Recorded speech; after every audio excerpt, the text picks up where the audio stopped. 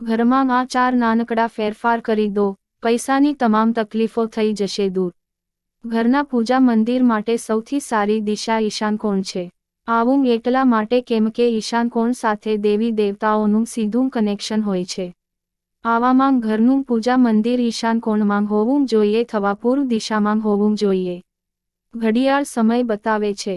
વાસ્તુશાસ્ત્રમાં તેને ખાસ મહત્વ આપવામાં આવ્યું છે. જો તેને ઉચિત દિશા પર ન લગાવવામાં આવે તો તેનાથી સર્જાતા વાસ્તુ દોષ આર્થિક નુકસાન પહોંચાડી શકે છે. ઘડિયાળને ઘરની પશ્ચિમ અથવા દિશામાં ન લગાવવી જોઈએ. તુલસીનો છોડ ઘરના આંગણામાં હોવો જોઈએ. સાથે જ પૂર્વ ઉત્તર દિશામાં વાવવો શુભ માનવામાં આવે છે. વાસ્તુશાસ્ત્રમાં કહેવામાં આવ્યું છે કે ઘરમાં પોતું મારતા સમયે સમુદ્રી નમકનો ઉપયોગ કરવો શુભ માનવામાં આવે છે. આવું કરવાથી કિસ્મતના બંધ દરવાજો ખુલી જાય છે તથા પરિવાર ખુશહાલ